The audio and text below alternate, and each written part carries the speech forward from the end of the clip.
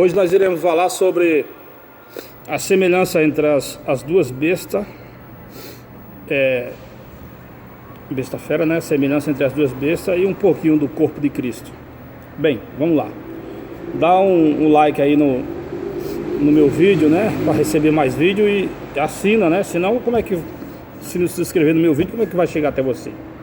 São muito importantes os vídeos. Até eu mesmo fui folhear os vídeos aí, vi que são bons. O que é que acontece? Lá no capítulo 17 do livro de Apocalipse, lá fala sobre uma porção de coisas, né? A besta que vem do mar e bababá. Só que depois ele fala que o mar representa as nações. Então já fala e no mesmo tempo quando chega lá desfaz. Porque fala que o mar não representa o mar que está lá em Roma, as águas que estão em Roma. Não. Representa o mar, as nações do mundo inteiro. Então, agora, a besta fera, o primeiro reino da besta fera que eu quero falar foi o reino do Egito, né? E indo a Roma, ao Império Romano, ele foi a sexta cabeça da besta fera, o sexto reino da besta fera. Nós vemos a semelhança entre o Egito e Roma. Por exemplo, Roma, lá no capítulo 1 do livro de Êxodo, lá no capítulo 40 do livro de Gênesis, que é mais ou menos uma etapa quando José começa a fazer maior sucesso, a partir do capítulo 40 do livro de Gênesis até terminar o livro, nós vemos que através de José, o povo de Israel, que era chamado os hebreus na época, através de José, eles fizeram aliança com o Egito. Mas aí no capítulo 1 do livro de Êxodo, quando surgiu o outro rei faraó, ele disse, eu não conheço esse tal de José, né? Não conhecia José.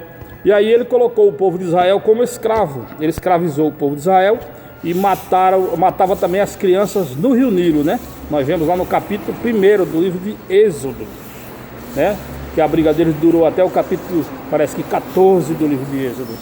E aí nós vemos o sexto império da besta fera surgindo já, a sexta cabeça, o sexto império, lá no capítulo 8 de 1 Macabeus, quando Judas Macabeu, impressionado pela sabedoria dos romanos, pela potência, pela organização, que era um reino muito organizado, fez aliança com eles. Eles fizeram aliança e eles eram amigos de fato dos judeus. Mas aí nós vemos lá no capítulo 2 do livro de São Mateus, né, que a partir do verso 10, que Roma já tinha quebrado a aliança com o povo, estava escravizando eles, fazendo pagar altos impostos, né? E também no capítulo 2 de São Mateus, eles mataram cerca de 400 crianças, né? 400 crianças na cidade de Belém, de Judá, né? Mataram, porque queria matar Jesus, né? Até que esse quadro se repete, a história, no capítulo 12 de Apocalipse, conta essa breve história, né, da fuga de Maria Santíssima e José para o Egito. Então aí você vê que a semelhança era, entendeu? Era as mesmas coisas. Você vê que no capítulo 13 do livro de São Lucas, o Pilatos, ele matou mais de meia dúzia de judeus, porque achou que eles não pagou o imposto suficiente e matou eles, sacrificando junto com as ovelhas no altar lá no templo de Salomão, né? E eles mataram também o João Batista, né? Por intermédio do poder de Roma, mataram João Batista no capítulo 14 do livro de São Mateus, né? São Mateus 14, eles mataram João Batista. E aí Jesus Cristo foi morto também por influência dos romanos, porque os judeus aproveitaram o poder de Roma. E no capítulo 12 do livro de Atos dos Apóstolos, os romanos acharam, alguns imperadores romanos acharam que era até lucrativo essa coisa de matar cristão, né?